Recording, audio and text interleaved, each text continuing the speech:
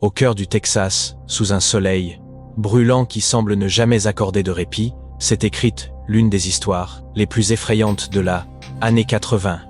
Une histoire où la tranquillité apparente d'un foyer cachait de sombres secrets, et où une femme d'une soixantaine d'années, 60 ans, se retrouvait assise dans le couloir de la mort.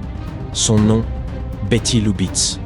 Mais, pour comprendre comment une arrière-grand-mère en est venue à l'une des détenues les plus redoutées et controversées du système pénitentiaire texan, il faut remonter dans le temps jusqu'à l'été 1983. C'était un soir chaud, de ceux où la chaleur semble rester emprisonnée entre les pins et les eaux calmes de Cider Creek.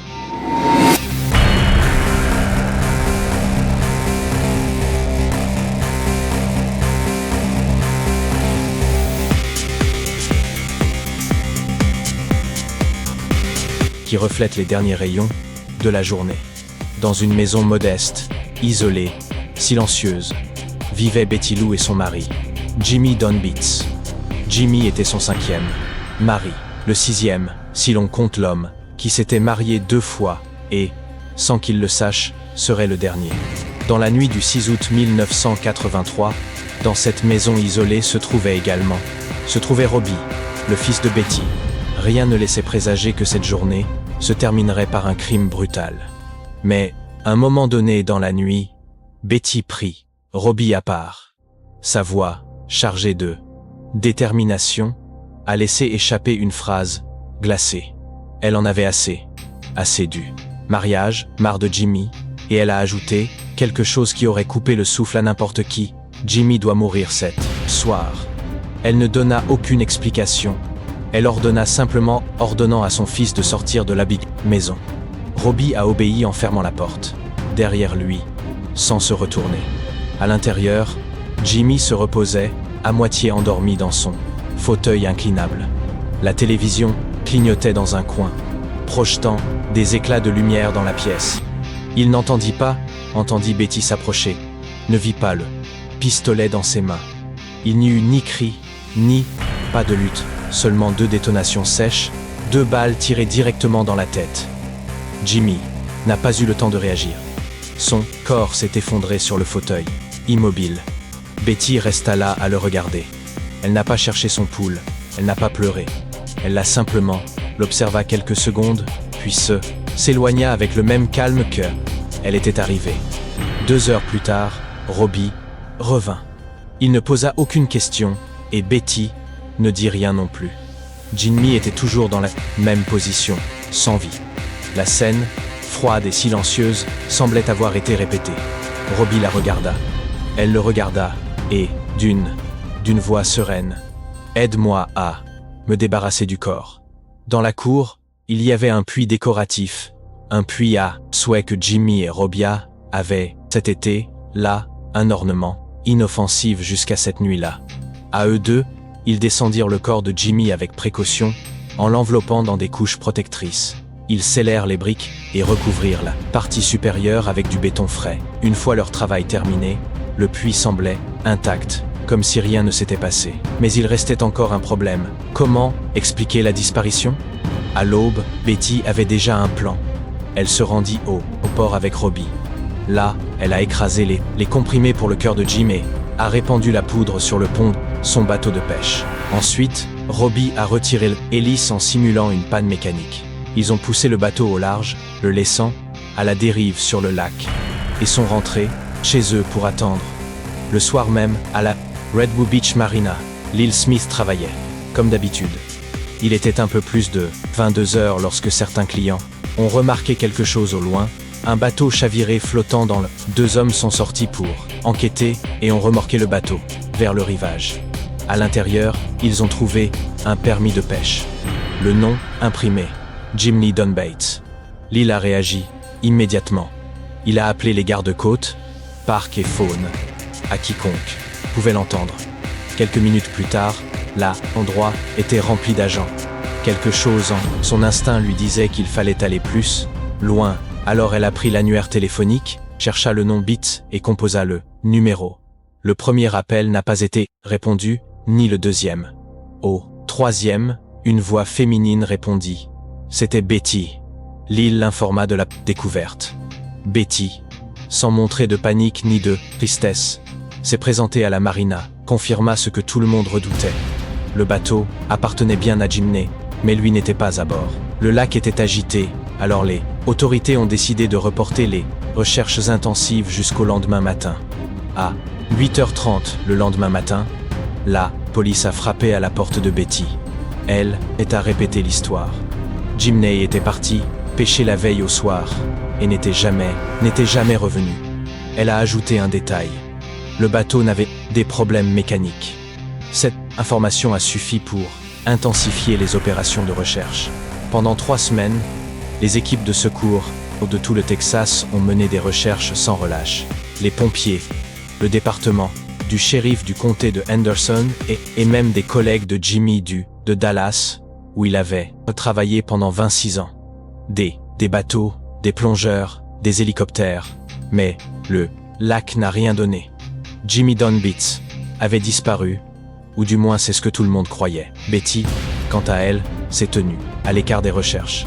Elle ne s'est pas présentée à Marina, elle n'a pas parlé au sauveteur. Seul un homme venait de temps en temps, pour voir comment elle allait. Denny Burrus, aumônier des pompiers. Il a remarqué quelque chose d'étrange. Betty ne posait de questions sur les recherches, ni sur l'état du lac. Ce qu'elle voulait savoir, c'était si Jimmy avait une assurance vie, et si elle pourrait toucher sa pension. Denny a enquêté. Il a découvert que Jimmy avait environ 110 000 $ d'assurance vie, et que Betty pourrait recevoir 200 par mois de pension, mais il y avait un inconvénient. Sans le corps, elle devrait attendre 7 ans pour toucher l'argent. L'affaire semblait clos, jusqu'à ce que 2 ans plus tard, un appel anonyme l'a rouvert. Le printemps 1985 a apporté avec lui un tournant inattendu. Dans le bureau du shérif du comté de Henderson, un appel anonyme a rompu le silence autour de l'affaire. Ce n'était un simple indice, c'était un murmure, chargé de précision, suffisamment détaillé pour obliger les enquêteurs à agir. La voix suggérait que la mort de Jimmy Don Bay n'était pas accidentelle, et que sa veuve cachait plus que son deuil.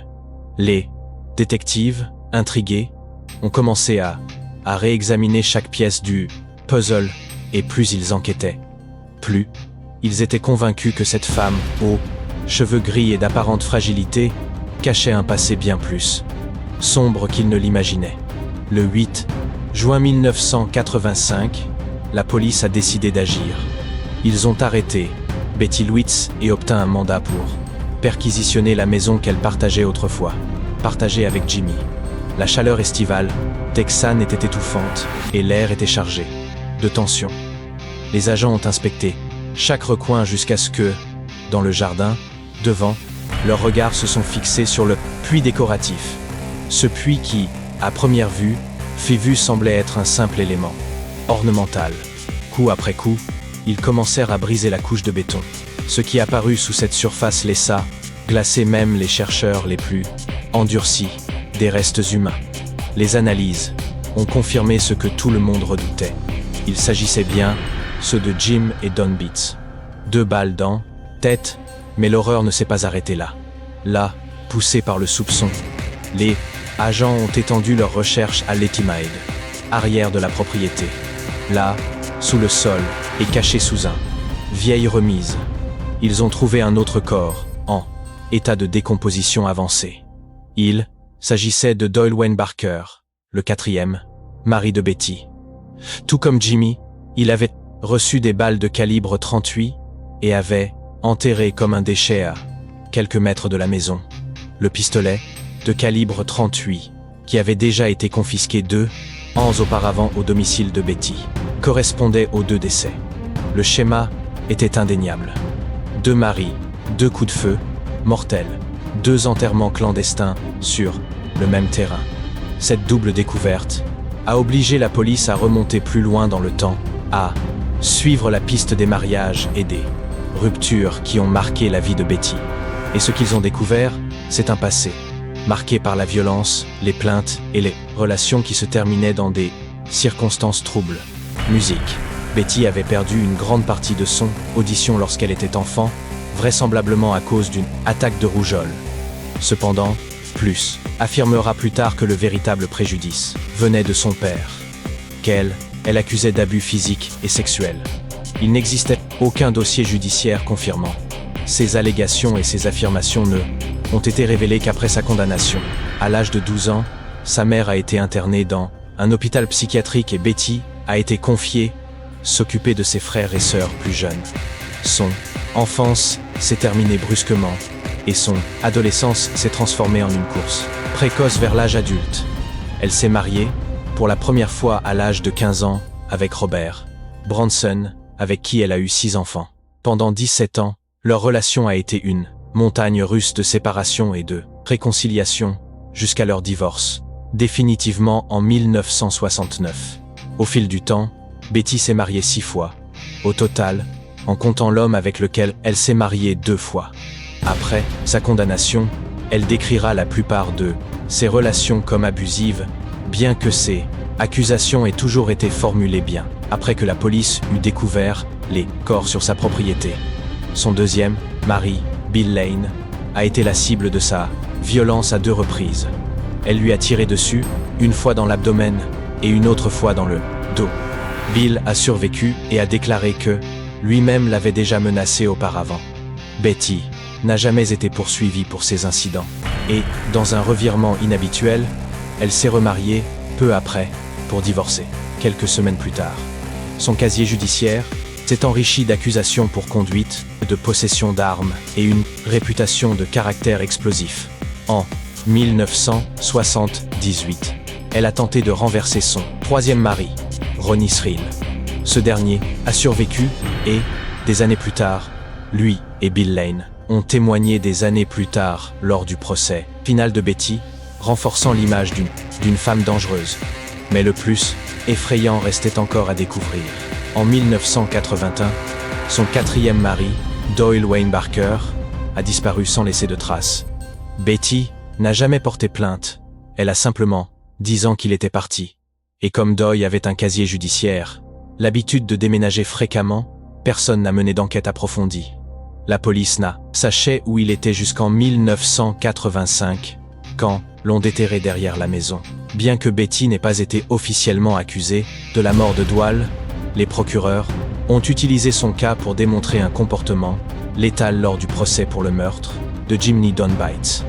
Avec 2 cadavres, trouvés à quelques mètres l'un de l'autre, et un passé qui parlait de lui-même, les autorités se préparaient à juger une femme qui avait déjà gagné une place dans l'histoire criminelle du Texas.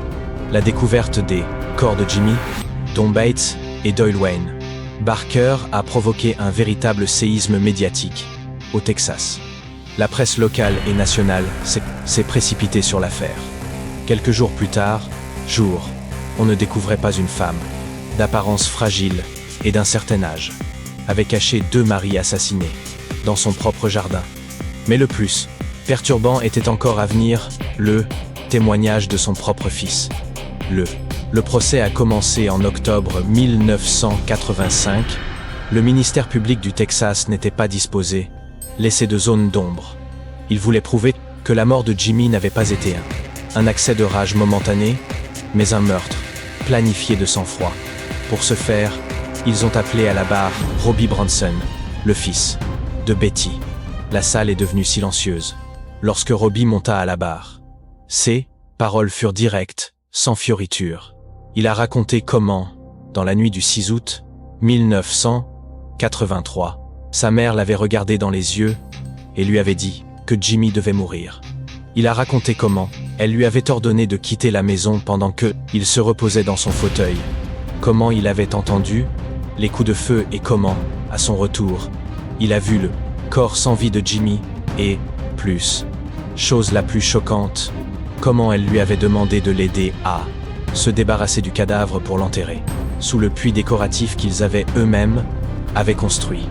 Robbie, visiblement bouleversé, a expliqué en détail comment ils ont enveloppé le corps, l'ont descendu dans le puits et scellé la surface avec béton frais. Il a également décrit la mise en scène du bateau dérivant avec les comprimés pour le cœur écrasé, l'hélice retirée pour simuler un accident sur le lac. Chaque mot frappait les personnes présentes comme un marteau. Le fils de l'accusé, racontant, étape par étape, un meurtre auquel il avait lui-même participé pour obéissant à sa mère. La défense a tenté de le discréditer, insinuant que Robbie cherchait seulement à se protéger et qu'il avait exagéré ou inventé certaines parties de leur histoire, mais le mal était déjà fait. Le jury a entendu de première main comment le propre sang de Betty le désignait comme coupable. Les procureurs ont ajouté de l'huile sur le feu. Ils ont appelé à la barre les ex-maris de Betty, Bill Lane et Ronnie Shrill, qui ont raconté leurs propres expériences avec elle. Coups de feu, tentatives de renversement, menaces. L'idée était claire. Dépeindre Betty comme une femme ayant un comportement violent et meurtrier envers ses partenaires. Et même si elle n'était pas jugée pour la mort de Doyle Wayne Barker, le fait que son cadavre ait été retrouvé sur la même propriété, assassiné de la même manière, renforçait l'accusation selon laquelle Jimmy n'était pas une victime isolée. Pendant le procès, image que la défense a tenté de projeter, celle d'une femme âgée victime d'abus. Toute sa vie s'est effondrée face aux détails froids et méthodiques de l'accusation. Assise à côté de ses avocats, a rarement montré de l'émotion, même lorsque son fils décrivait la soir du crime. Le 11 octobre 1985, après moins de 3 heures de délibération, le jury rendit son verdict, coupable de meurtre passible de la peine capitale, et la sentence fut aussi rapide que dévastatrice, la peine de mort. Le Texas n'a jamais exécuté de femme depuis guerre civile et Betty Lubit est devenu un homme historique, non pas par mérite, mais par infamie. Après des années passées dans le couloir de la mort, Betty a été transférée à l'unité Mountain View, une prison de haute sécurité pour femmes à Gatsby, au Texas. Là-bas, il passera 15 ans à attendre son exécution. Pendant cette période, il s'est réinventé en tant que figure controversée. Dans des interviews accordées aux médias et à ses défenseurs, il a insisté sur son innocence. Il affirmait qu'il avait été victime d'abus physiques et sexuels tout au long de sa vie, depuis son enfance jusqu'à ses mariages. Il disait qu'il n'avait jamais tué Jimmy, que tout avait été monté de toutes pièces par le ministère public et que son fils Robia avait menti pour se sauver. Ses avocats ont fait appel à plusieurs fois, alléguant que son procès avait été inéquitable et que son enfance traumatisante et les abus présumés devaient être considérés comme des circonstances atténuantes. Ils ont également souligné que Robbie, ayant participé à la dissimulation du crime, avait bénéficié d'une immunité et avait donc un intérêt à l'incriminer. Cependant, la Cour d'appel pénal du Texas a rejeté chaque recours. La Cour suprême des États-Unis a également refusé d'intervenir. Pendant ce temps, l'opinion publique était divisée. Certains pensaient que Betty était coupable et que la froideur dont elle avait fait preuve en cachant les corps justifiait sa condamnation. D'autres voyaient en elle une femme marquée par la violence, façonnée par un environnement hostile et poussée au désespoir. En prison, Betty travaillait et passait une grande partie de son temps à lire la Bible. Elle recevait des visites de certains de ses enfants, même si sa relation avec Robbie était pratiquement rompue à jamais. Le jour de l'exécution, en février 2000, après avoir épuisé tous les recours, l'État du Texas a fixé la date au 24 février 2000. Betty Luppi, âgée de 62 ans, devait être exécutée par injection létale à la prison d'Huntsville. Les heures qui ont précédé ont été tendues. À l'extérieur, petit groupe de manifestants s'est réuni pour protester contre la peine de mort, brandissant des pancartes avec des messages tels que « Les femmes sont aussi des victimes, tuera ». D'autres, en revanche, se sont rassemblés pour exiger justice pour Jimon Beats et Doyle Wayne Barker. Dans ces dernières heures, Betty est restée calme. Elle n'a pas demandé de dernier repas spécial, ni n'a fait de déclaration publique. À 10 à 8h18, vêtue de l'uniforme blanc des prisonnières, elle a été conduite à la chambre de exécution. On lui a mis les sangles et l'aiguille intraveineuse. Dans la salle, témoins se trouvaient certains de ses enfants, des membres de la famille de Jimmy et des représentants médias. Lorsque Wen lui a demandé si il souhaitait prononcer quelques derniers mots, Betty a simplement répondu « non ». À 10 à 8h40, le flux de produits chimiques a commencé. En quelques secondes, sa respiration est devenue superficielle et à 10 à 8h42, Betty Lubitz a été déclarée morte. Elle, deuxième femme exécutée au Texas depuis la guerre civile et en une figure qui suscite encore le débat parmi ceux qui voient son cas comme un exemple de justice implacable et ceux qui le considèrent comme une tragédie marquée par abus et d'erreurs judiciaires. Réflexion finale. Le cas de Betty Lubitz est un rappel troublant que le mal peut se cacher sous les formes les plus insoupçonnées. Ce n'était pas un tueur qui rôdait dans l'ombre, ni un hors-la-loi armé. C'était une femme qui partageait la table, le foyer et le lit, avec ses victimes, qui souriaient en public, tandis qu'en privé, elle planifiait la disparition de ceux qu'elle avait promis d'aimer et de protéger. Et bien qu'elle ait emporté dans la tombe, sa version des faits, les preuves, enfouies sous son propre jardin, parlaient d'eux-mêmes. L'histoire de Betty Lubitz est une ombre qui continue de se projetant sur la justice et la morale. Une femme qui, selon les jurés, a transformé l'amour en une arme et le mariage en une condamnation à mort. Deux corps enterrés dans leur propre terrain et un silence que seule la vérité physique des eaux a pu briser. Au-delà de la curiosité morbide, cette affaire laisse des questions en suspens. Betty est-elle née victime, qui est ensuite devenue bourreau, ou était-elle toujours une prédatrice qui a su se cacher sous le masque de la fragilité? La réponse c'est peu. Être perdue avec son dernier souffle cette nuit-là à Huntsville. Mais ce qui n'a pas été perdu, c'est la leçon. Les crimes les plus sombres ne toujours commis dans des ruelles sombres. Parfois, ils se préparent dans les cuisines, dans les salons, dans les lits qui semblent sûrs. Et c'est précisément ce contraste qui rend cette affaire si troublante. Si cette histoire vous a bouleversé, aimez cette vidéo. Abonnez-vous à la chaîne. Pour ne pas manquer d'autres récits réels, partagez-la avec vos amis. Que l'histoire de Betty Lubitz ne tombe pas oubliée et que son ombre continue d'être un avertissement pour tous.